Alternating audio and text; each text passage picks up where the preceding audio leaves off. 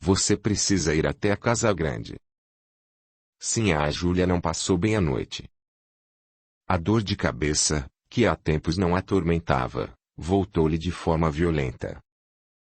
Passou entre lamentos a madrugada toda. Está bem. Vou providenciar algumas ervas e irei em seguida. Enquanto saía à procura de seus medicamentos, Rosa entra no compartimento onde estão as esteiras. Ao retornar, Benedita assusta-se ao dar de encontro com a cativa saindo do local. Esta, de forma que não lhe é peculiar, fala educadamente. Estava à sua espera, para juntas irmos até a Casa Grande. Então vamos, já peguei as ervas necessárias. Vamos depressa, pois teremos de percorrer um longo caminho. Saíram as duas. Ao longo da estrada, poucas palavras trocaram. Rosa nunca escondera a antipatia que sentia por Benedita. Meia hora após, chegavam à sede. Sem demora foi conduzida aos aposentos de Sinhá Júlia. Esta aguardava entre lamentos. Ao vê-la, implorou: por misericórdia, tire de mim esta dor. Não aguento mais, creio que vou enlouquecer. Benedita se acerca do leito. Coloca a mão na fronte da patroa, fazendo uma pequena prece a meia voz. Júlia imediatamente sente-se melhor. Abre os olhos, dizendo: sinto-me perfeitamente bem. Não sei qual o poder que você tem, pois basta aproximar-se para me restabelecer.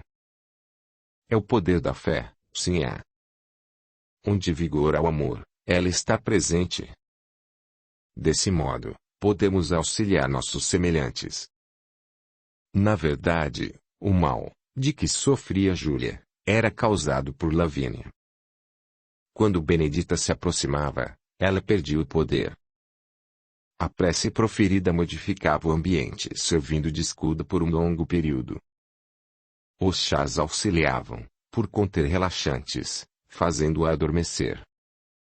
Passado algum tempo, em doce sonolência, Júlia lhe diz: vai, Benedita. Vai cuidar do seu jardim e de suas flores. Em seguida, entrega-se ao sono. O jardim, a que ela se referia, começara a ser cultivado desde a primeira vez em que fora chamada para atender a Lietroa. Júlia, querendo mostrar-se agradecida, solicitara que ela lhe fizesse um pedido. Benedita, sentindo-se saudosa do aroma das flores, pedira-lhe: o que mais desejo, sinhá, é cultivar um jardim aqui ao lado da Casa Grande, como tínhamos na fazenda do meu antigo senhor. Otília era uma boa alma. Não só lhe dera permissão como, nas tardes de domingo, dia de descanso dos escravos, passava as tardes junto de Benedita, auxiliando-a no cultivo. Conversando, passaram a se conhecer melhor. A patroa começara a perceber que a cativa trazia conhecimentos extraordinários da vida. Esses conhecimentos muito auxiliaram a suportar a indiferença do marido. Diversas vezes rogara a Januário que permitisse trazer Benedita para morar na Casa Grande. Porém, seu pedido era sempre rechaçado. Tivera de conformar-se em vê-la apenas nos domingos. Agora vamos encontrar Benedita junto de suas flores. As rosas, ainda em botão, parecem conhecer sua cultivadora. Ao seu toque, exalam perfumes inebriantes. O dia passa rápido nesse recanto de paz. À tardinha, Benedita caminha a estrada fora. Pensa, satisfeita, que no dia seguinte será domingo e estará novamente junto de suas flores. Durante a noite, após uma briga entre dois escravos, não consegue conciliar o sono. Seus companheiros de cativeiro ficavam cada dia mais violentos. Só mais tarde consegue finalmente dormir. Logo ao acordar pela manhã, dirige-se ao canteiro de ervas que cultiva atrás da senzala. Distraída, coloca a terra nas tenras plantinhas quando escuta um tropel de cavalos e o barulho característico da carroça. Imediatamente vai ver do que se trata. Seu coração pulsa forte, imaginando alguma desgraça. Sebastião desce do veículo segurando Rosa pelo braço e leva aos safanões para dentro.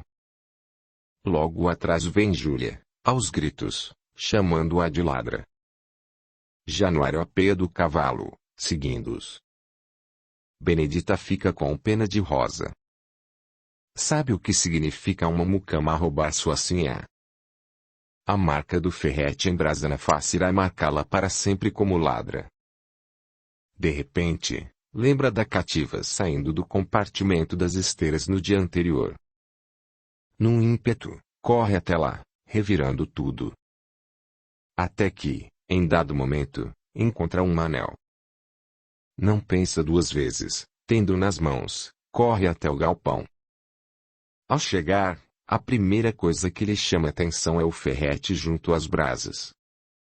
Sem pestanejar e quase sem fôlego pela corrida, ajoelha-se diante de Júlia abrindo a mão. Com olhos suplicantes, confessa. Não foi Rosa, sinhá. Fui eu que o roubei ontem, quando estive na casa grande. Júlia fica perplexa. Conhecendo Benedita, sabia não ter sido ela quem lhe surrupiara o anel. Mas nada poderia fazer para livrá-la do castigo. Rosa estava boquiaberta. Jamais imaginara tanto desprendimento numa criatura a quem sempre tratara mal. Lavínia tentara de todas as formas tirar a filha da enrascada que se metera. Contudo, não lograra êxito. E agora ela, a sua maior inimiga, assumia diante de todos uma culpa que não lhe pertencia. Januário mantinha-se cabisbaixo, não conseguia olhar para a cativa ajoelhada diante de Júlia. Estava ciente de sua inocência. Até mesmo Sebastião, ao se aproximar para erguê-la, olhou-a com respeito. Mas o castigo precisava ser ministrado. Levou até onde estava o ferrete, marcando-a na face. Benedita perdera a beleza, mas a alma resplandecia. Seus olhos não puderam ver a cena comovedora. Lavínia beijava seus pés, pedindo-lhe perdão. As lágrimas vertidas lavavam o coração do ódio acumulado durante séculos. Neste momento, duas mãos se estendem em sua direção auxiliando-a a se levantar. Era Amaro. Lavínia, então, pede-lhe para tirá-la dali. Terminar a perseguição. Eis o ato de amor transformando as criaturas. Dentro daquele galpão disciplinador, de uma maneira ou outra, todos receberam sua disciplina. Mas esta era diferente de todas as outras, porque estava embasada no amor. Ao saírem, Júlia abre a mão, olha para o anel e entrega a Rosa. Compreendera que a lição recebida valera mais que aquela joia. Benedita saiu do barracão com o rosto desfigurado. No coração empedernido de Januário, havia sido plantada a primeira semente de bondade. Olhando-a, diz: nos próximos dias, não precisa ir trabalhar. Permaneça na senzala até ficar recuperada. Logo mais retomavam a casa grande em profundas reflexões. Durante a noite, Benedita se debatia. A dor da queimadura era insuportável.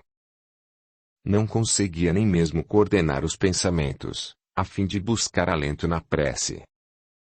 Amon então se aproxima. Coloca a mão em sua fronte fazendo-a adormecer. O corpo adormecido, o espírito libera-se. Dentro de instantes ela está ao seu lado. Sorrindo, o querido amigo lhe fala com brandura. Benedita, enfim chegou o momento tão esperado. Você saiu vitoriosa ao passar pela última prova. Portanto, movimenta suas mãos agora no trabalho construtivo, em favor desses irmãos, os quais lhe foram subordinados no passado. tem deveres para com eles diante de sua consciência. A liberdade dessas almas depende do que irá ensinar, fazendo que desabroche o perdão em seus corações. Ajuda-os a compreender as verdades espirituais. No momento oportuno, ao sentir minha presença, abra sua mente para que eu possa auxiliá-la. Deverá empenhar-se para que eles construam uma nova vida baseados na compreensão, na fraternidade, na paz e sobretudo no perdão para com seus senhores. Quantos séculos esperou para tê-los junto com você? A hora é chegada, a hora de se redimir perante o seu povo. Que Jesus abençoe o caminho que começa a palmilhar. O caminho da verdade e da vida. Quando Benedita começou a despertar pela manhã, estranhou o silêncio na senzala. Os escravos haviam ido para o trabalho sem o alarido costumeiro. Abriu os olhos devagar, deparando-se com Rosa. O sorriso da cativa era um convite ao diálogo.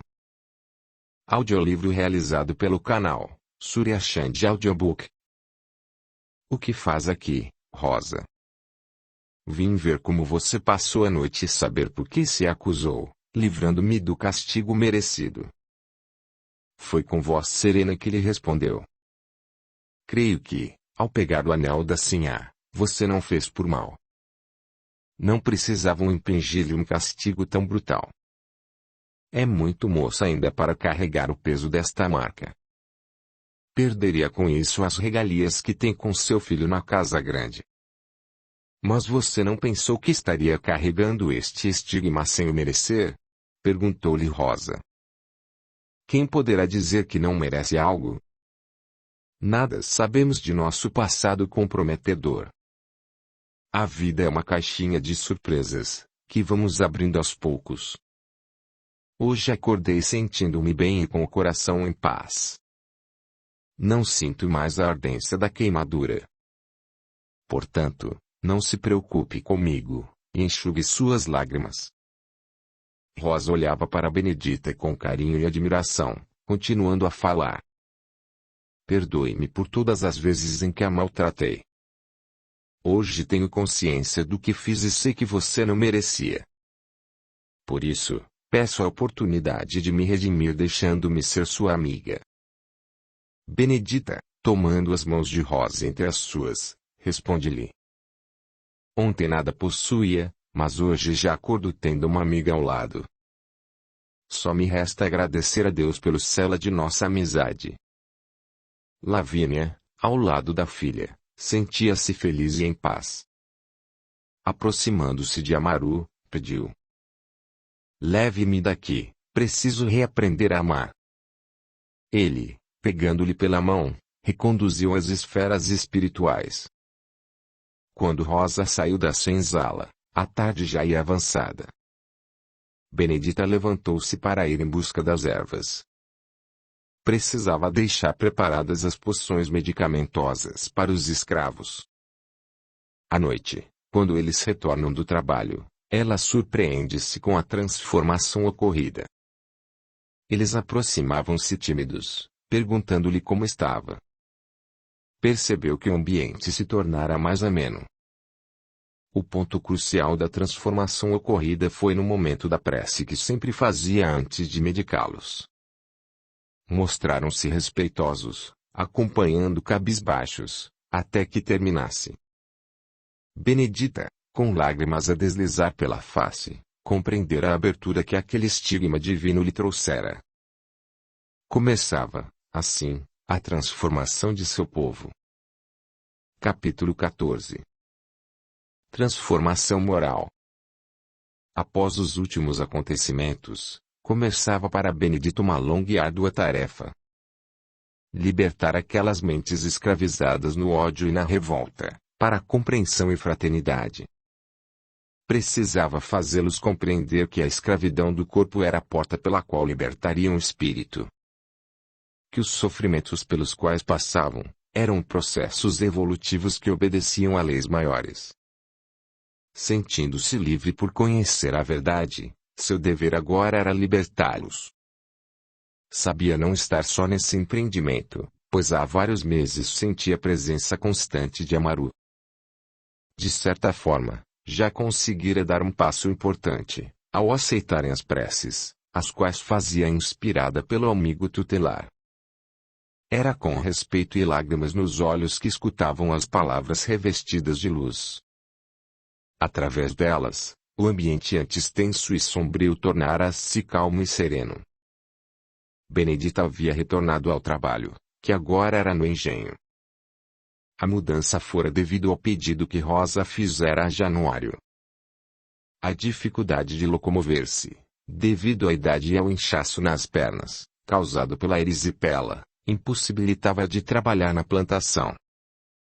Contudo, estava feliz, pois percebi que os escravos, ao voltarem da labuta, cercavam-na sedentos pelas palavras consoladoras das preces. Com o passar dos dias, um fato veio confirmar que estavam diante de algo para eles desconhecido. Amon, aproximando-se da pupila de forma mais ostensiva, modificara suas feições. O rosto de Benedita estava mais cheio, a marca terrível da face direita deixara de existir. Esse fenômeno, tão bem descrito em O Livro dos Médiuns, de Allan Kardec, é chamado transfiguração. A voz calma, serena, dominava a todos. A mensagem, que trazia, exortava-os a trabalharem pela transformação interior. Esclarecia-os de que a condição de cativos era um processo educativo necessário, o qual não deveriam desperdiçar em lamentações e revolta com os senhores. Deveriam perdoar-lhes, dizia, pois o perdão traria paz aos corações. Não condenem os que assim agem, antes, procurem compreendê-los. Também terão a devida corrigenda no momento oportuno. Todo o poder na terra é temporal, tanto o poder da riqueza, como o poder sobre as criaturas. A paz, a solidariedade e a fraternidade devem ser o farol a nos conduzir pelas sendas evolutivas. A sementeira no solo terreno é vasta. Sejamos os semeadores da paz, porque um dia colheremos os frutos sazonados de nossos atos, e que sejam saborosos e não amargos. Pois, o amargor que causarmos aos outros, retornará em novos sofrimentos. A terra é o educandário divino. Jamais devemos sair dessa escola esgueirando-nos pelas portas do suicídio, porque, os que assim agem, depõem as armas no campo da luta individual, gerando conflitos maiores. A vida na terra nos prepara para que, um dia, despidos de nossos erros, possamos agir como coadjuvantes da criação. A herança a nós legada abrange a humanidade inteira, ricos ou pobres, brancos ou negros, porque emana de Deus, Pai de todas as criaturas. Essa herança se chama amor. E só o amor cobre a multidão de pecados. Os escravos absorviam hipnotizados aquelas palavras, como sedentos, fartando-se na fonte divina. Naquela senzala, o ambiente era de serenidade e respeito. Recebiam a primeira lição. A de romper as barreiras da ignorância, libertando o coração para sentimentos maiores. As lágrimas banhavam-lhes as faces, deixando-os com as almas cheias de esperança. Quando Amaru terminou sua primeira prédica, Benedita saiu do transe mediúnico e retornou ao estado de vigília. A imensa cicatriz se faz visível outra vez, repuxando-lhe o rosto, mas os olhos brilham de emoção. E assim, nos dias subsequentes, amparada pelo amigo espiritual, retomava o comando de seu povo. Começava, para eles, novas guerras de conquistas. A conquista da libertação. Após retornarem da labuta diária, cercavam-na ávidos pelas exortações sublimes no valoroso aprendizado. Com respeito, magnetizados pela fé que nascia em seus corações, despiam-se da agressividade de uns para com os outros, disciplinando-se para um feliz convívio. Dia a dia, a mudança se fazia visível. As brigas constantes e os suicídios, que até então eram práticas comuns, deixaram de existir. a transformação começou a causar estranheza nos feitores e até mesmo em Januário. Os escravos estavam mais dóceis. Na plantação e no engenho, o trabalho progredia. Com isso, a fazenda voltara a prosperar. Certo dia, cavalgando por suas terras, Januário surpreendeu-se ao escutar o canto dos cativos. Retornando à casa grande, mandou chamar Sebastião. Este, ao chegar, cumprimentou perguntando: "Bom dia, patrão. Mandou-me chamar? Queria que me explicasse o que está acontecendo com os escravos. Há pouco escutei uma cantoria vindo da plantação. É a primeira vez que isso acontece. Vejo que estão felizes e o trabalho tem progredido a olhos vistos, proporcionando-me quitar as dívidas acumuladas no decorrer dos últimos anos. Essa transformação, que causa estranheza ao coronel, para nós, que vivemos próximos à senzala, traz medo e preocupação. À noite, não há mais brigas e discussões. Em vez disso, apenas o silêncio impera. Estivemos reunidos com os capatazes e chegamos à conclusão de que esses negros estão arquitetando alguma revolta. A calma com que agem nos últimos meses é apenas para nos enganar. Precisamos ficar atentos e de vigília, a fim de que não nos peguem desprevenidos." Januário pensou por uns instantes. Não conseguindo achar resposta convincente para toda aquela mudança, pediu-lhe: "A partir de hoje, procurem ficar à espreita do lado de fora da senzala, a fim de escutarem o que estão tramando. Não creio que seja alguma revolta, pois há alguns anos esta região vive em paz. Mas é sempre melhor prevenir do que remediar." "Está bem, patrão. Assim será feito. Se houver alguma novidade, será o primeiro a saber." Dito isso, retirou-se, retornando ao trabalho. Ao chegar à noite, Sebastião, em companhia dos demais feitores e capatazes, aguardava próximo à senzala. Passado algum tempo, tudo ficou silencioso. Era o momento propício para agirem. Foram chegando mansamente. Com os ouvidos apurados e olhos atentos, procuravam descobrir o que se passava naquele recinto. Alguns instantes depois, a voz calma de Benedita se fez audível. Convidava os irmãos de cativeiro para se unirem em pensamento através da prece.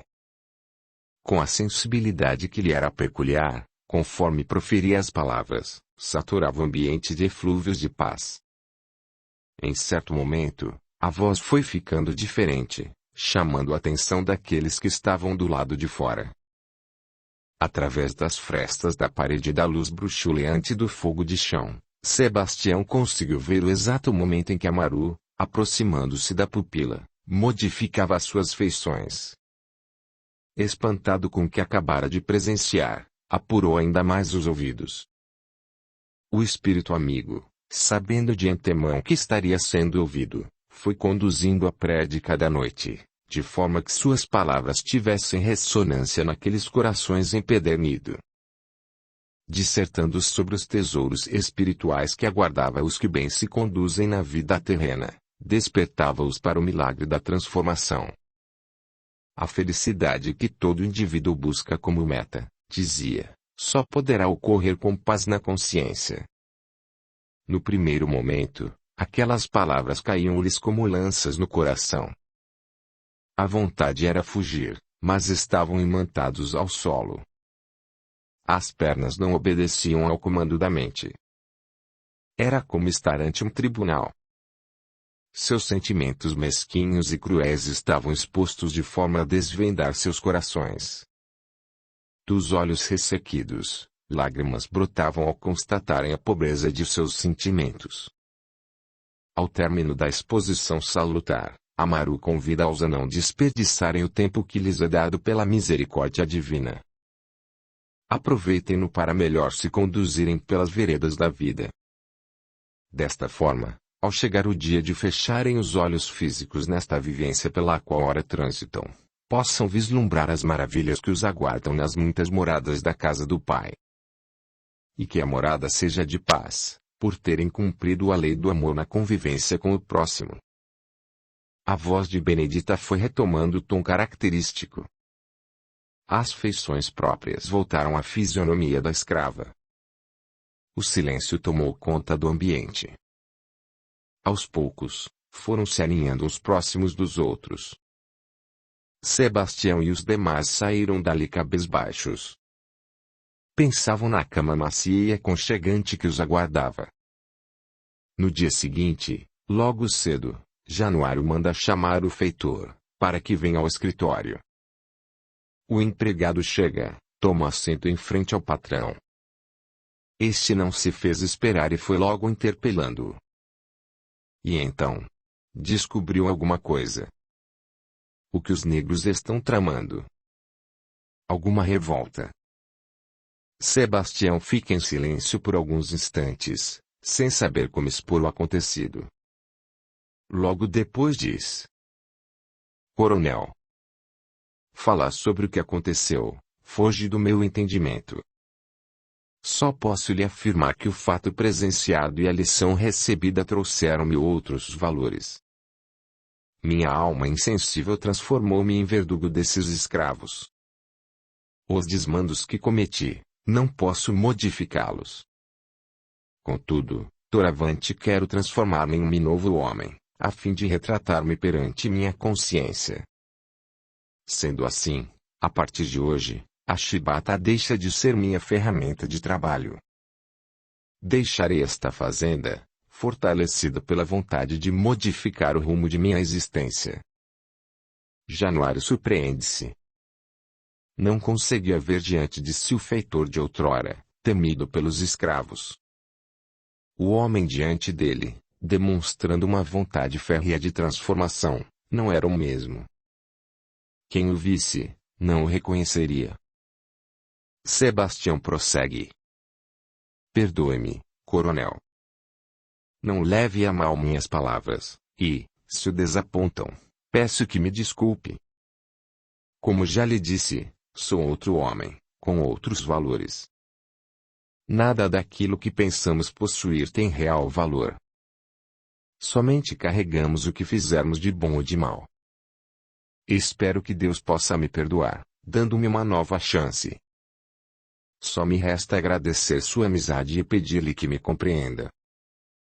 Embora sem nada a entender, Januário argumenta, tentando tranquilizá-lo. Procure acalmar-se. Não sei o que ocorreu, mas peço não deixe a fazenda. Crescemos juntos e sempre o considerei um irmão. Se não pode detalhar meu ocorrido, pelo menos dá-me tempo para me inteirar da situação. Nos próximos dias estarei ocupado devido à visita de meu sogro, mas, logo que for embora, irei pessoalmente à senzala para saber o que está sucedendo. Erguendo-se da poltrona, aproximou-se de Sebastião, tocando-lhe o ombro. Vai até a plantação e acompanhe o trabalho dos escravos. Mantenha-o calmo até resolvermos esta situação. O empregado saiu cabisbaixo, com vestígios de lágrimas nos olhos. Januário volta a sentar-se. Esfregando a mão na fronte, pensa. O que terá levado esse homem a modificar-se? Sempre foi um dos melhores feitores da fazenda. As ordens dadas, assim como os castigos, cumpria à risca. Agora me vem com essa novidade. Quanto mais pensava, mais curioso ficava. Entretanto, teria de aguardar até poder desvendar o mistério. Ao cair da tarde, recebe a esperada visita. Seu sogro, próspero cafeicultor, morava em Vassouras, na antiga província do Rio de Janeiro. Apesar de Júlia ser sua única filha e estar viúvo, raramente vinha visitá-los. O motivo de sua vinda fora a carta que recebera. Júlia lhe pedia que a viesse buscar, não suportava mais a maneira que era tratada em seu próprio lar. Preocupado viera em socorro da filha. Com o passar dos dias, viu que a filha estava certa. Januário, não conseguindo disfarçar a predileção que tinha por Rosa, passava as noites em seu quarto. Ao ser repreendido pelo sogro, nada dissera, pois, perante a evidência dos fatos, não havia argumentos. E Júlia foi embora, indo morar definitivamente com o pai. Na despedida, não houve lágrimas. Apenas a triste constatação de que a união por interesse está fadada ao fracasso. Enquanto isso, Sebastião e os demais trabalhadores assalariados, compenetrados pela nova realidade, passaram a frequentar as reuniões na senzala. Primeiramente ficavam do lado de fora. Queriam entrar, mas não sabiam como proceder. Benedita, sempre solícita, ao saber da presença deles, convidou-os a participar. Sem vacilar, aceitaram o convite. Dia a dia, aprendiam novas lições que os conduziam a uma vida mais serena. Aquelas reuniões abriam-lhes espaços até então ignorados. Mais conscientes dos reais valores da vida, deixaram de castigar os escravos. Estes, por sua vez, trabalhavam de comum acordo, fazendo com que o serviço prosperasse. Alguns dias após Júlia ter deixado a fazenda, Januário lembrou-se da conversa com Sebastião. Pensou em chamar o feitor e informar que à noite iria à senzala. Mas mudou de opinião. Seria melhor que ninguém soubesse. À noite, montado em seu cavalo, circundou a casa grande tomando o caminho que levava à senzala. Chegando nas proximidades, deixou o animal amarrado. Fez o percurso que faltava a pé, esgueirando-se por entre as árvores, tomando cuidado para não ser visto. Procurou um lugar junto à parede, onde as frestas lhe dessem condições de ver o que se passava. Ao olhar para o interior, surpreendeu-se com a presença dos feitores e capatazes, sentados sobre os calcanhares junto aos escravos. Conversavam amigavelmente em voz baixa. Logo a seguir, surge Benedita. A voz clara, serena, se fez ouvir dando início à prece. Desde o primeiro momento, sentiu-se fortemente atraído pelas palavras que estavam sendo proferidas. Foi com assombro que viu sua transfiguração, ao mesmo tempo em que via pequenas luzes que iam e vinham em graciosos movimentos, percorrendo toda a senzala, detendo-se ora em um, ora em outro dos participantes. Ao término da prece, postados em posição de respeito, ansiosos, aguardavam para ouvi-la. Amaru, utilizando-se das cordas vocais de Benedita, se fez audível. Querido irmãos, roguemos ao nosso Pai Celestial que nos abençoe. Estamos mais uma vez aqui reunidos para degustar o pão espiritual a nós ofertado pela misericórdia divina. Vamos hoje falar sobre o maior dos mandamentos. Amar a Deus sobre todas as coisas e ao próximo como a nós mesmos. Amar a Deus sobre todas as coisas significa termos deveres com Ele, pois fomos criados à sua imagem e semelhança. Estes deveres nos levam ao amor, pois só Ele nos torna mansos e pacíficos.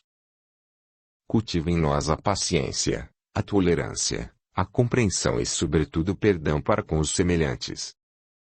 O compromisso com eles é o que temos conosco. Portanto, devemos amar a todos que conosco convivem, quer na figura dos companheiros de senzala, ou dos feitores ou senhores. Não lamentem e nem culpem ninguém de seus sofrimentos. E no cadinho da dor que sorvemos o remédio amargo e necessário, que irá nos curar para a eternidade. Nunca estamos ou estaremos sós nas peregrinações terrenas. Se prestarmos atenção na história de nossa vida, iremos ver nas entrelinhas a mão de Deus a nos conduzir. O sofrimento que nos visita não é por acaso, pois o acaso não existe. O que existe é a vontade do Pai Celestial, que sabe do que seus filhos necessitam. A segunda palavra para traduzir amor chama-se caridade. A caridade para com o próximo significa respeitar os direitos alheios, ajudando as criaturas no limite de nossas forças. Entretanto, nem sempre é assim. Por total desconhecimento do valor da caridade, muitos levam seus irmãos ao desespero e sofrimentos desnecessários, sem saberem que não devem fazer aos outros o que não aceitam para eles mesmos. Pois, com o mesmo ferro com que ferirem, também serão feridos. Essa é uma lei a que todos estamos sujeitos. Cada um de nós tem uma tarefa diferente que nos conduz ao mesmo objetivo, que é progredir sempre. O indivíduo que nesta existência, examinando o passado, melhorar-se, certamente aliviará o peso de sua cruz, no futuro. Por isso, é bom que prestemos atenção em nossos atos diários. A vigilância é necessária, para não recalcitrarmos em velhos erros. Do lado de fora, pela mente de Januário, desfilavam, como num filme, as atrocidades cometidas. Amaru, por meio da mediunidade de Benedita, continuava sua prédica, alertando.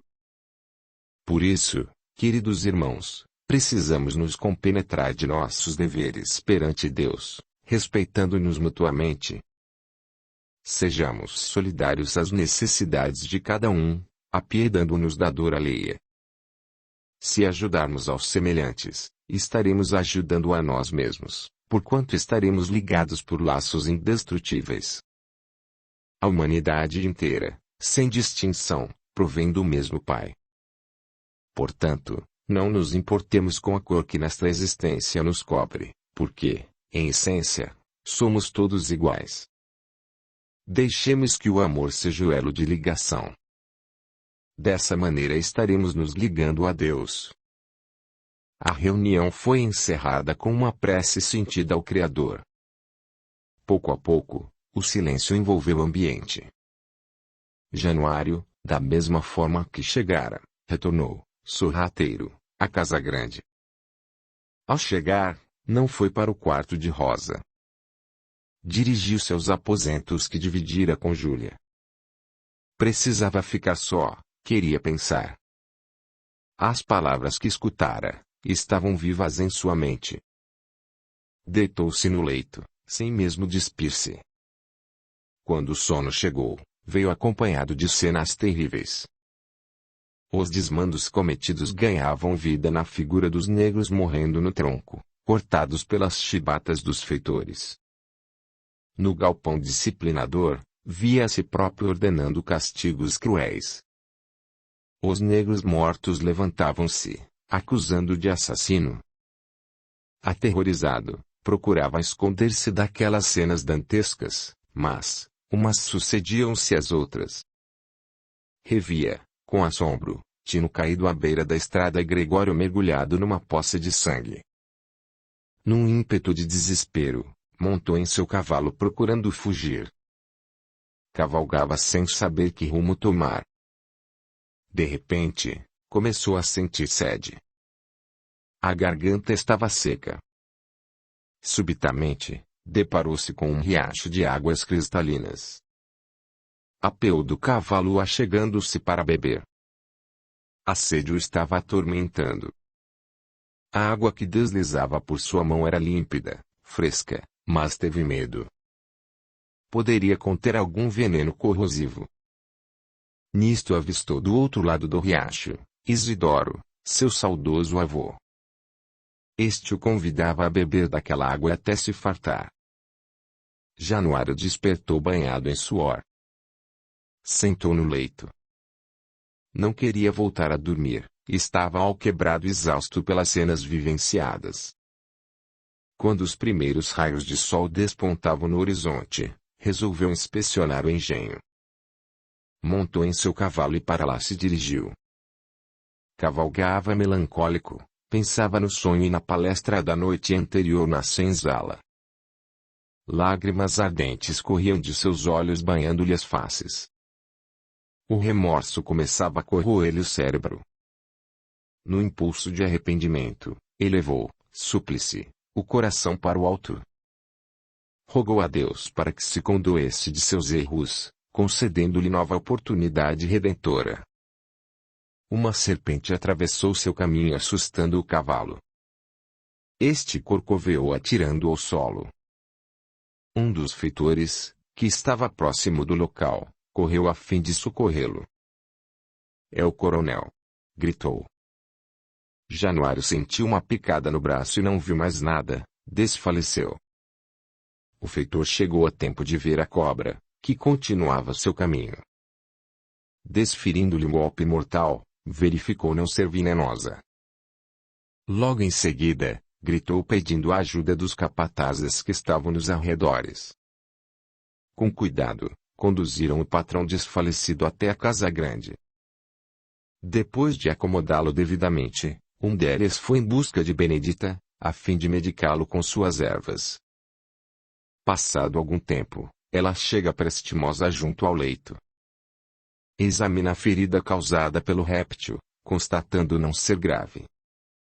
Januário foi abrindo os olhos lentamente. Ao deparar-se com Benedita, queixou-se. Audiolivro realizado pelo canal Surya Chand Audiobook. "Não sinto minhas pernas. Parece que estão mortas." Imediatamente, ela se dirige a Sebastião. Pede-lhe para ir à capital buscar um médico. Teme que o estado de Januário seja mais grave do que parece. Em meio à tarde, o médico chega para examiná-lo. Após algum tempo, o enfermo rompe o silêncio, procurando saber. "E então, doutor? Meu estado é grave?" "Sinto informá-lo, coronel. Mas a queda trouxe-lhe consequências irreversíveis. Infelizmente, fraturou a coluna vertebral."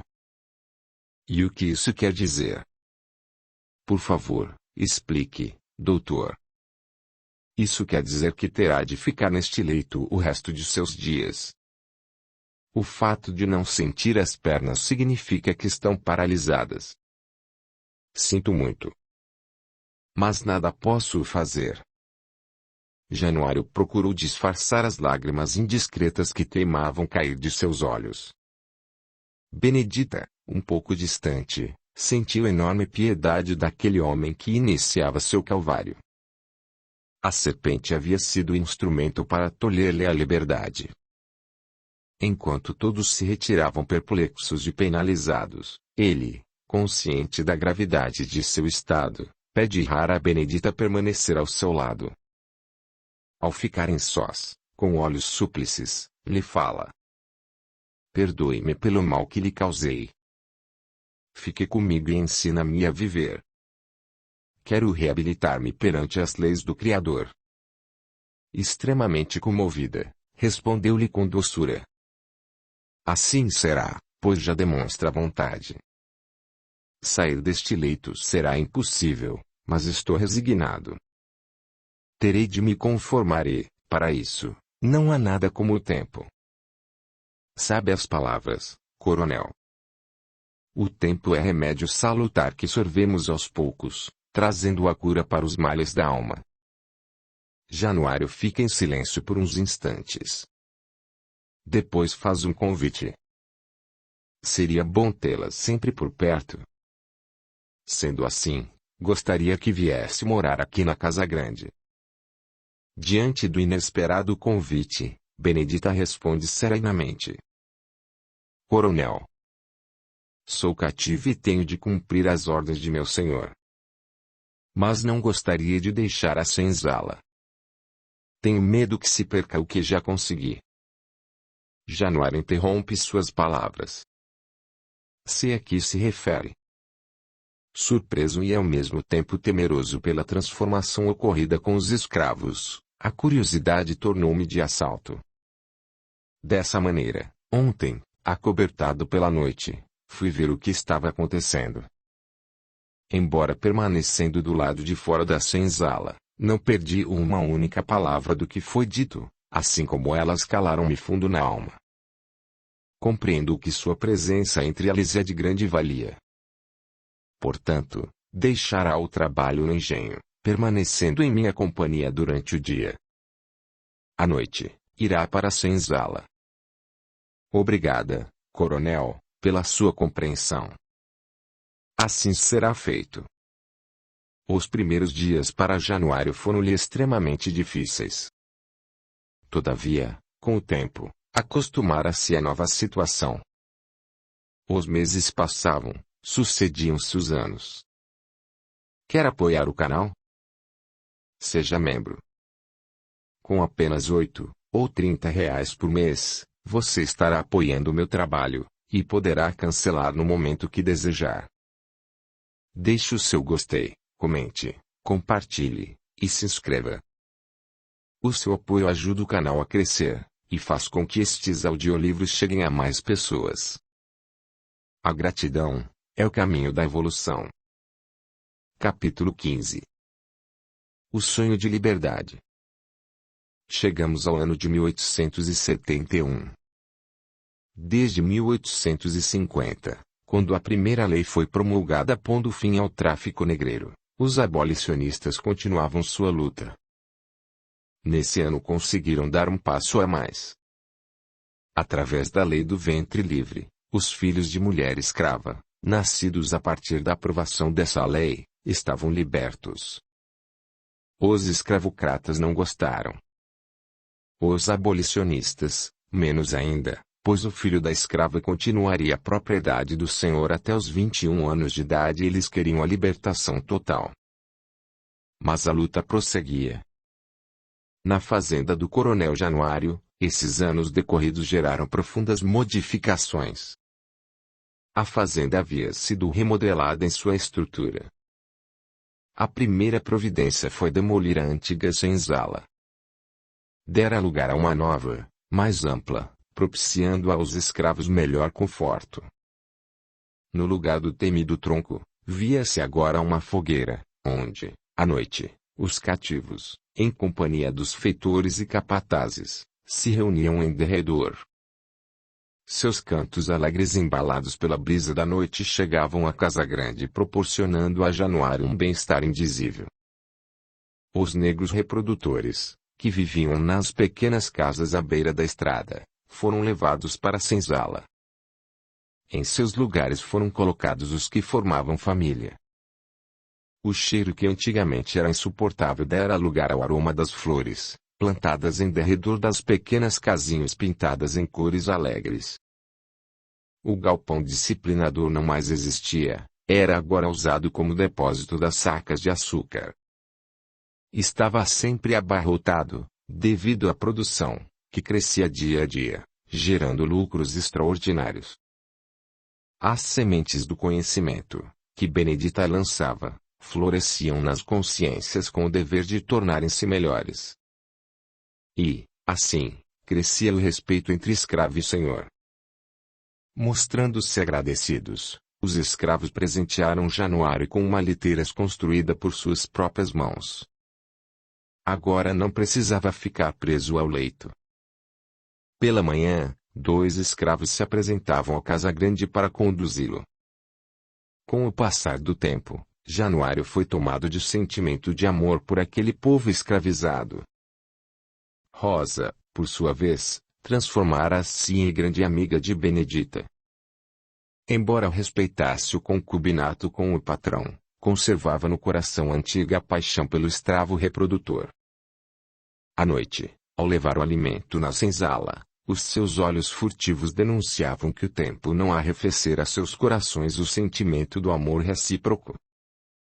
No coração de Benedita, também havia alguém especial.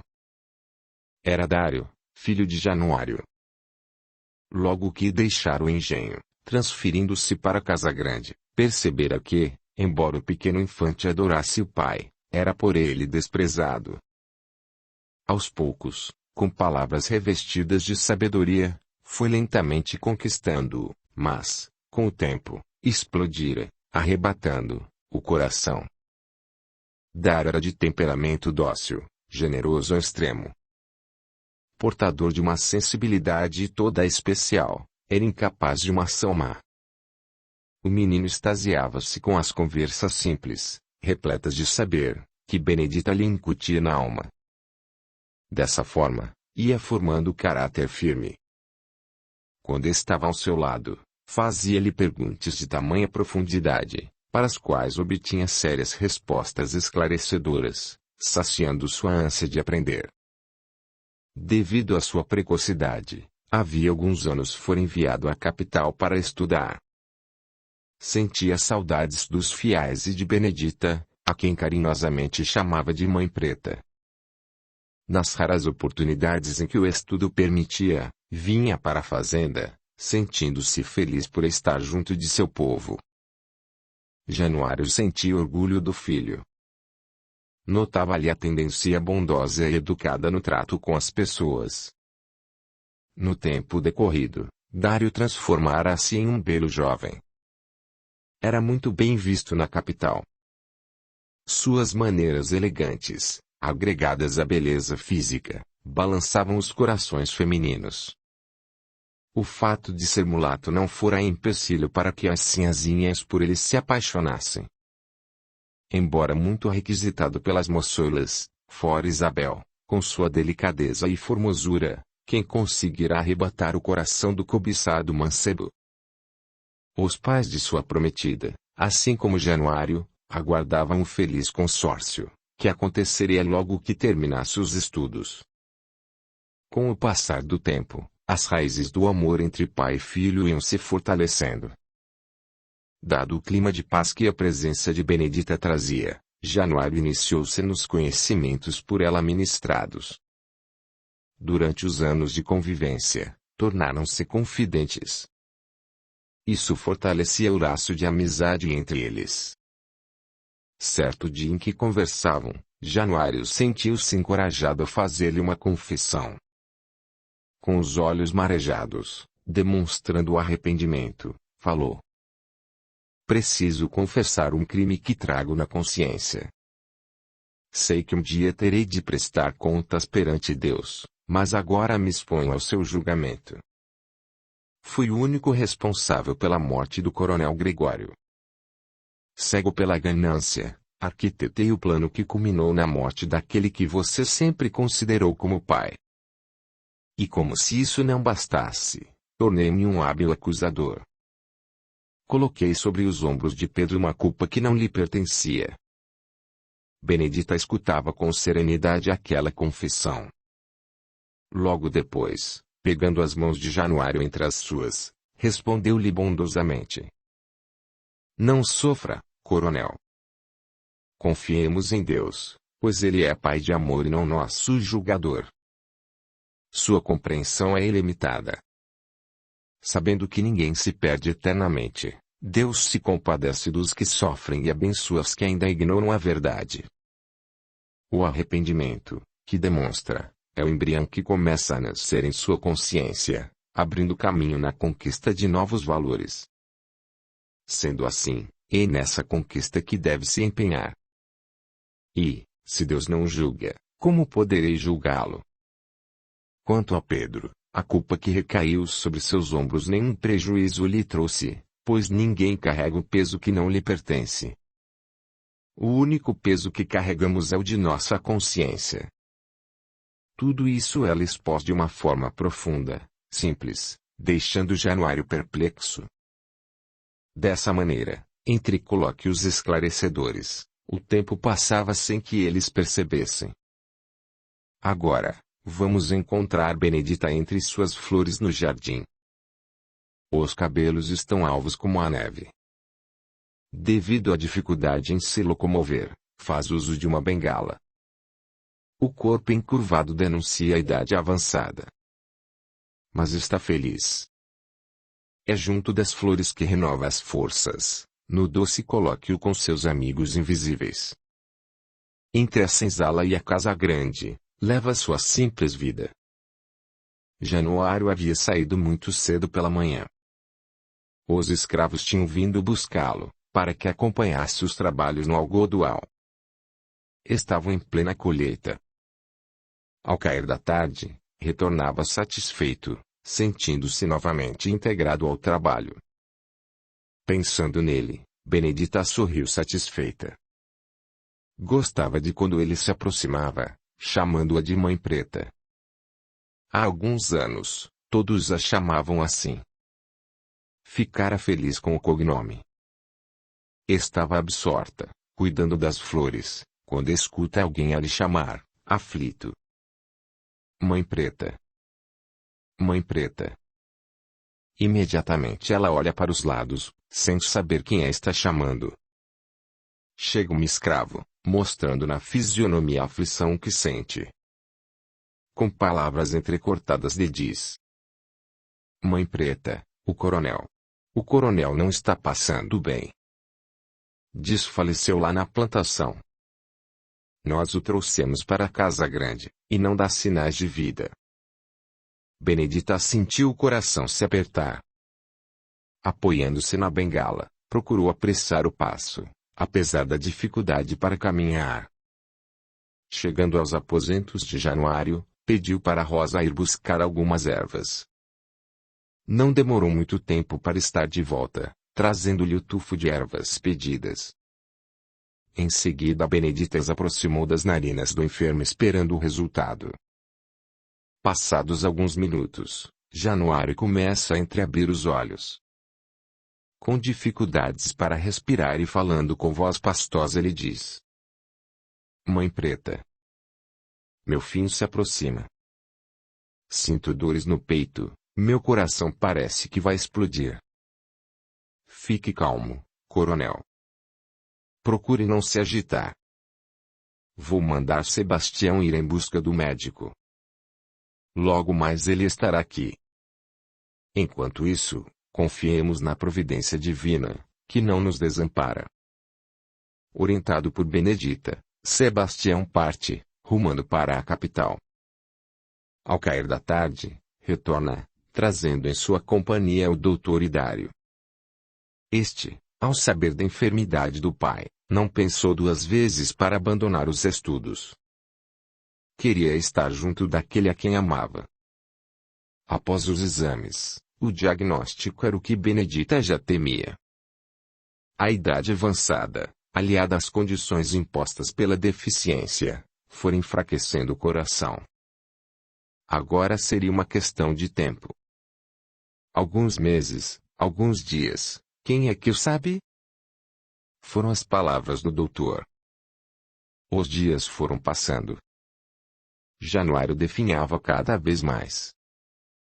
Sulcos profundos marcavam-lhe as faces. Estava pálido e abatido. Dário não quisera sair de perto do pai. Revezava-se com Benedita nos cuidados com o doente. Certo dia, ela surpreende o seu senhor meditativo. Abeirando-se do leito, pergunta: Em que pensa, coronel? Assim tão absorto? Penso em tudo o que aprendi nestes últimos anos. Bendito seja o dia em que aquela serpente atravessou o meu caminho. Ela foi o instrumento que me fez usufruir de sua companhia. Creio também que nossa convivência e amizade me dão o respaldo para lhe perguntar de onde vêm seus conhecimentos. Ah, coronel, esses conhecimentos são difíceis de explicar. Decorrem de seres invisíveis que me rodeiam, transmitindo-me sábios conselhos e ensinamentos de elevada sabedoria. Quando criança, fui proibida por minha saudosa mãe de abordar o assunto, pelo total desconhecimento dos fatos que comigo se passavam. Mas, nunca deixei de prestar atenção no que me era dito, assim como procurei nortear minha vida por eles. Agora compreendo por que você nunca aceitou a alforria. Na verdade sempre foi livre. A mesma liberdade que comecei a usufruir quando minhas pernas não mais me levaram a lugar algum. Hoje sei que a verdadeira liberdade está no espírito e no conhecimento das leis que nos regem. É verdade, coronel. Um dia, a humanidade, cansada de sofrer, irá se nortear por esses princípios. Mas, até lá, temos espíritos abnegados que nos auxiliam. Basta apenas abrirmos as portas do coração para que eles possam entrar. Januário, olhando com ternura para Benedita, continua seu desabafo. Quero agora lhe contar o sonho que tive na noite anterior à minha queda. Sei que, no princípio, as cenas terríveis vivenciadas foram geradas pela minha consciência devedora. Mas, em determinado momento, ao empreender a fuga do local onde as cenas aconteciam, senti muita sede. Avistei um riacho de águas cristalinas. Embora a sede me consumisse, senti medo. Pensei que, naquelas águas límpidas, poderia haver algum veneno corrosivo. Mas vi do outro lado do riacho o meu avô Isidoro, que, entre gestos, me convidava a beber. Os anos se passaram, e jamais me esqueci da limpidez daquelas águas. Hoje sei que bebi daquela água, porque provinha de uma fonte divina. O veneno que continha matou em mim um homem velho, fazendo nascer-me novo homem. Januário, entre soluços, continua. Quero lhe agradecer, Mãe Preta, pelo novo homem que sou. Quando chegar o momento de minha partida para a pátria espiritual, irei tranquilo. Os ensinamentos que me deu, levo-os em mim, como um tesouro que a traça não corrói e a ferrugem não consome. E, com certeza, nortearão minha caminhada futura. Benedita derramava lágrimas comovidas. Em seguida, Januário abre os braços, pedindo-lhe: Vem, Mãe Preta. Deixe-me abraçá-la. Quero também beijar esta marca em sua face. Foi através dela que recebi minha primeira lição. Ao curvar-se, as lágrimas que lhe banhavam as faces se misturaram às de Januário. Nas lágrimas que se confundiam nas faces, esses dois espíritos selaram o afeto que iria perdurar pelos séculos afora. Na sala contígua ao aposento em que se encontravam, Dário também secava as lágrimas.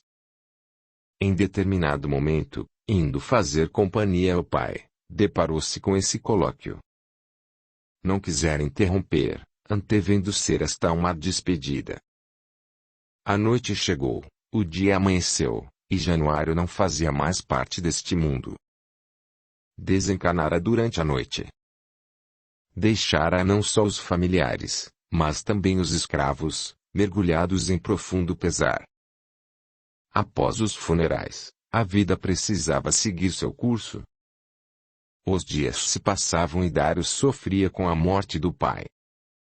Benedita via, na bondosa Isabel, alguém que poderia ajudá-lo a superar a dor.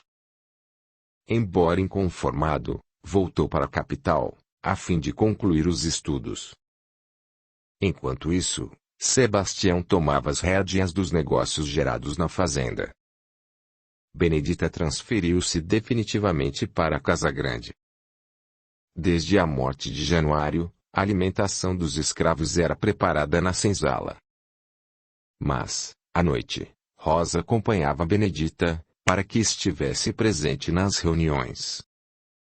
O alimento espiritual continuava sendo distribuído nas palavras vibrantes de fé, transmitindo a todos as mensagens de esclarecimento e orientação que tanto benefício traziam. Sempre que Rosa ia à senzala, Felício, o escravo reprodutor, seguia-lhe todos os movimentos com o olhar terno dos apaixonados. Aquele amor oculto não passava despercebido da Benedita. Foi assim que resolveu ajudar os corações enamorados. Certo dia, Dário chegara da capital e escutara de sua mãe preta a história daquele amor que perdurara com o tempo. Dário, coração bondoso, comovera-se com o relato. Depois de muito pensar, foi ter uma conversa com a mãe. Em certo momento, encontrando-a sozinha e tristonha, aproximou-se. Olhando-a nos olhos perguntou: Então é verdade que ama alguém e esconde no fundo do coração? Rosa não respondeu. Duas lágrimas caíram dos seus belos olhos e correram lentamente pelas faces. Dário compreendeu a resposta. A seguir, convida a mãe para acompanhá-lo até a senzala. Ao chegar, conversa com Felício, abençoando aquela união. Enfim chegava para aqueles corações sofridos um feliz desfecho do sentimento escondido durante anos. Ficará acertado entre eles que, Tão logo terminasse os estudos e se consorciasse com Isabel, Rosa e Felício passariam a residir numa das antigas casinhas que havia sido remodelada. Sua preocupação agora ficava por conta de Mãe Preta. Ela havia dito que, após seu enlace, voltaria para a senzala. Todavia, nas condições em que se encontrava, muito idosa, com dificuldade de se locomover, sabia ser esse desejo impossível. Procurava uma solução, quando, de repente, emerge de sua memória um fato revelador. Certa ocasião, ao levar Mãe Preta atrás da senzala para apanhar algumas ervas, esta lhe confidenciara: "Olha, filho, que lugar encantador! Sempre que meus afazeres o permite, é aqui que me refugio. O perfume balsâmico dessas flores suaviza meu coração. Essas árvores frondosas proporcionam sombra acolhedora. Escuto no canto dos pássaros e na brisa a doce melodia da natureza. Às vezes, em devaneio, vejo-me aqui, tendo como abrigo uma linda casinha. Quando acordo, não fico triste. O que me conforta é saber que ainda consigo sonhar." Ao relembrar esse diálogo, uma ideia lhe surgiu. Mandou chamar Sebastião, a fim de que viesse com urgência até o escritório. Queria lhe falar. "Bom dia, patrãozinho. Alguma ordem?" Com ar de zombaria, Dário lhe responde: "Bom dia. Em primeiro lugar, aqui não há patrão e empregado, e sim amigos." Esqueceu-se das palavras de Mãe Preta. Que cada um de nós tem uma tarefa específica e devemos trabalhar de comum acordo em benefício de todos. É verdade, Pat. Ou melhor, Dário. Em seguida, riram-se à solta. Passado o momento de descontração, Dário diz: "Sebastião, preciso de sua cooperação. Como é de seu conhecimento, daqui a poucos meses concluirei os estudos e, em seguida, irei me casar com Isabel. Sendo assim, antes de regressar a Salvador, preciso tomar algumas providências. Ficou acertado que minha mãe e Felício irão residir numa das casinhas à beira da estrada. Minha maior preocupação é com a Mãe Preta. Creio ser chegada a hora de dar-lhe o devido descanso, proporcionando-lhe uma vida mais tranquila. Tive uma ideia, mas gostaria de discuti-la, para saber se é viável." Em poucas palavras, relatou seu projeto. Gostaria de construir atrás da senzala uma casinha para Mãe Preta. Se possível, debaixo daquelas frondosas árvores. De maneira que seus canteiros de flores e ervas não sofram prejuízo. No final, Sebastião disse: "Ótima ideia. Não só é viável, como me sentirei feliz colocando-a em prática. Hoje mesmo irei ao local, para fazer o projeto. Ficarei apenas aguardando sua ordem para darmos início." "Minha ordem, já a tem. Quando quiser, pode começar a construção. Mas não se esqueça de que deve ser de chão batido. Mãe Preta sempre diz gostar de sentir a terra sob seus pés."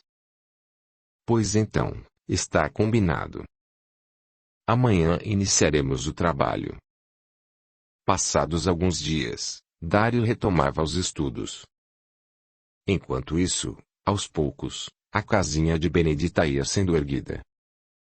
Quando Rosa soube, não conseguiu se conter, foi ao seu encontro levando-lhe alvissareira a notícia. Nossa personagem julgou estar sonhando. Abraçada a Rosa, derramou lágrimas de felicidade.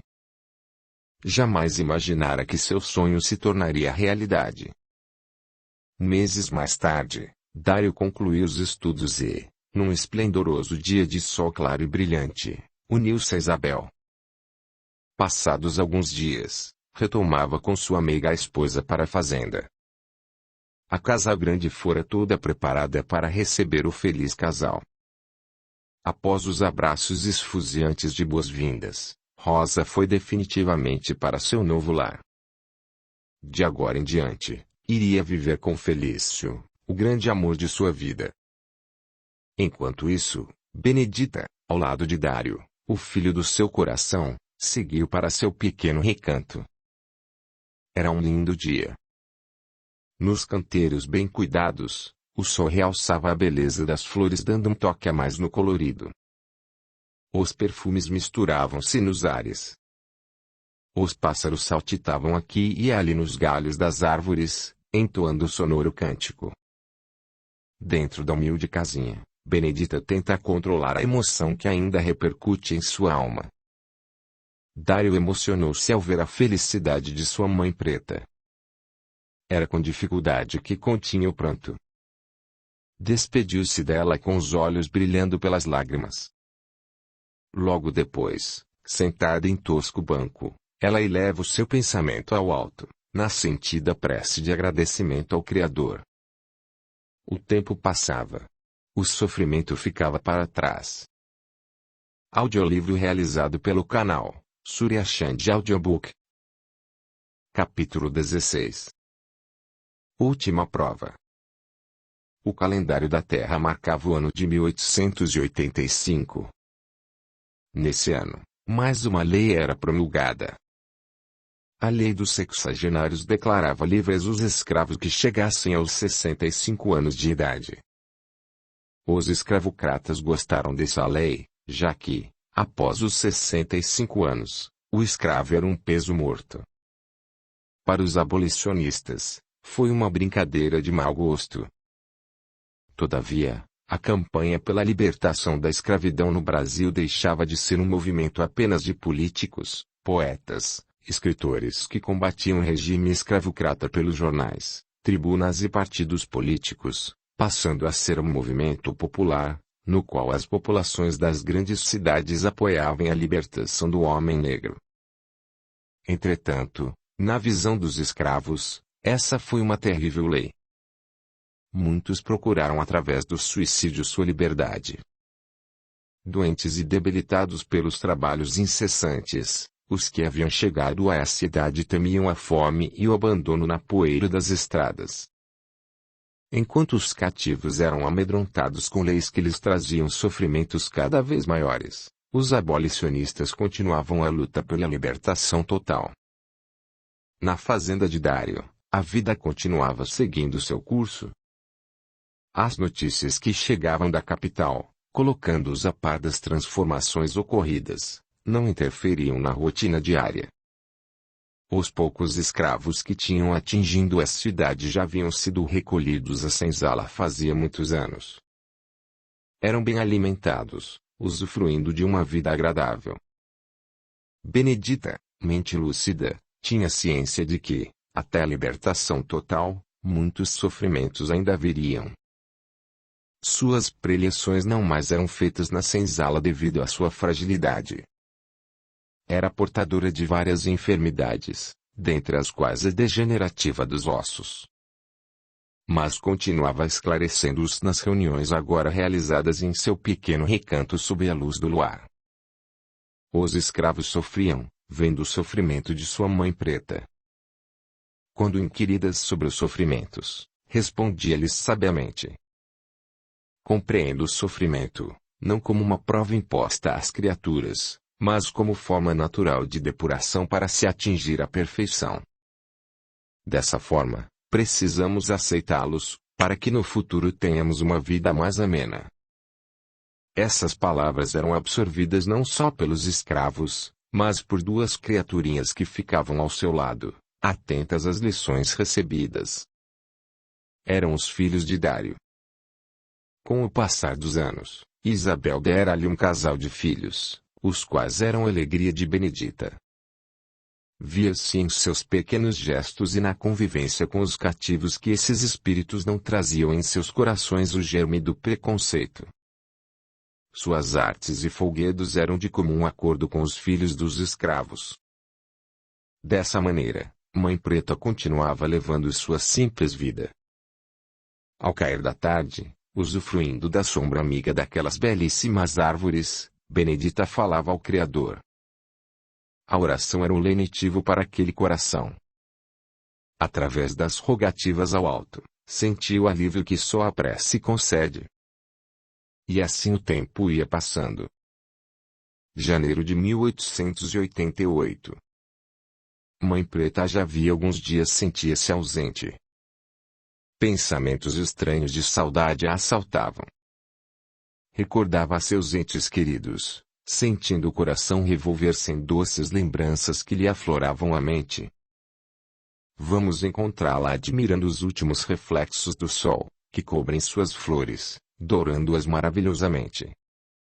Sente-se invadida por estranha melancolia. Sente ímpetos de chorar e dá vazão ao pranto. Quando a noite chega, os escravos percorrem o caminho que os leva até o recanto de Benedita. Recebem nesse dia preciosas lições. A noite já vai alta quando dela se despedem. É com dificuldades que se levanta de seu tosco banco, indo lentamente para o interior de sua humilde casinha. Ao chegar, vê sob a trempe do fogo de chão o tacho de ervas a fumegar. Aproxima-se a fim de tirá-lo do fogo. Nesse momento, uma acha de lenha incandescente tocou-lhe as vestes. Mãe Preta nada pôde fazer, o fogo subia pelo seu corpo. Naquela hora suprema, envolta em chamas, ergueu os olhos para o alto em doce rogativa. Em meio ao fogo que a consumia, surpreende-se ao ver a imagem de sua mãe, com as mãos estendidas, a chamar. Vem, filha. Você venceu a sua prova. Benedita, então, desligando-se definitivamente do fardo físico, deixa extravasar a ânsia de libertação, por tantos séculos acalentada. Em seguida parte em companhia de Ana e Amaru, o amigo invisível que tutelara sua caminhada no mundo terreno, em direção à África. Logo sobrevoava a pátria onde havia sido gerada. Olha fascinada aos animais correndo soltos nas pradarias. Conservando ainda as impressões da matéria, demonstra a vontade de pisar naquele solo. Quer sentir sob seus pés a relva macia e sentir o cheiro do trigo maduro. Algum tempo depois, sua mãe a convida. Vamos, filha. Voltemos ao lar espiritual, uma das muitas moradas da casa do Pai. Seu lar é a colônia dos reeducandos. De lá saiu para cumprir a programação no educandário terreno e agora retorna, vitoriosa. Rejubilemo-nos, agradecendo ao Pai a vitória alcançada.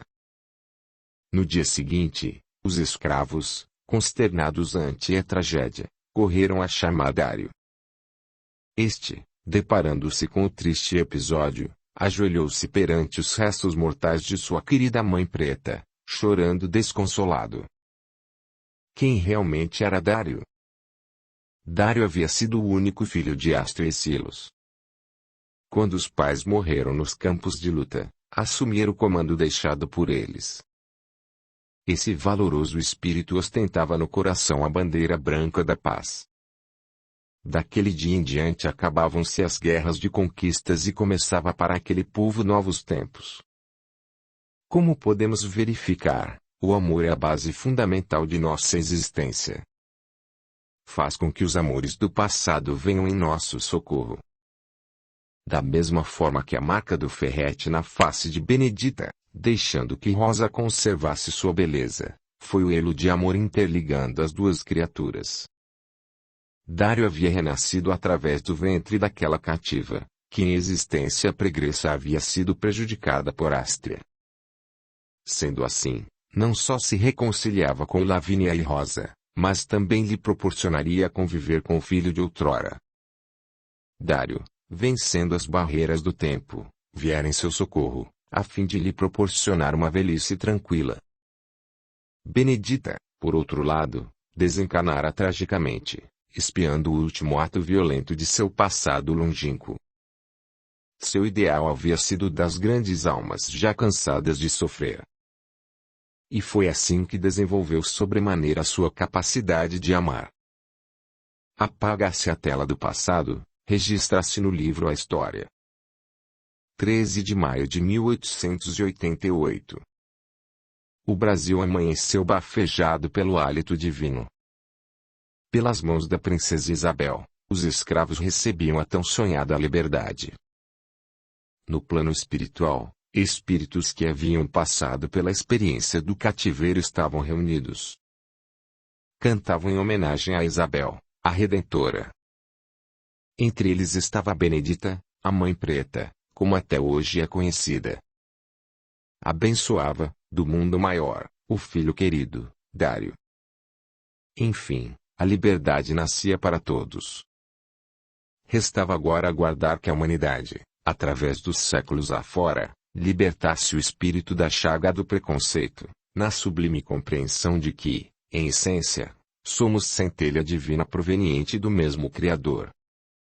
A Lei Áurea, número 353, de 13 de maio de 1888, é a lei que extinguiu a escravidão no Brasil.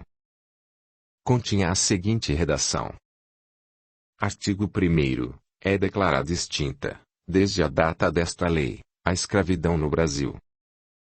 Artigo 2º. Revogam-se as disposições em contrário. Na verdade, o governo libertara os escravos para não perder a monarquia.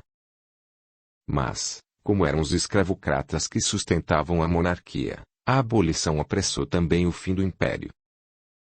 Essa história termina aqui, mas a vida continua ininterruptamente. Fim. Este audiolivro representa uma contribuição do canal Surya Chand Audiobook, para aqueles que necessitam, como é o caso dos deficientes visuais, e como forma de acesso e divulgação para todos. Se inscreva, ative o sininho, e clique em todas, para receber as notificações de novos audiolivros. Deixe o seu gostei, o seu comentário, e compartilhe. O seu apoio ajuda o canal a crescer. A gratidão é o caminho da evolução. Torne-se membro do canal, e dê o seu apoio ao trabalho realizado com muito carinho para você. Lembre-se de valorizar e reconhecer o trabalho do autor, adquirindo suas obras.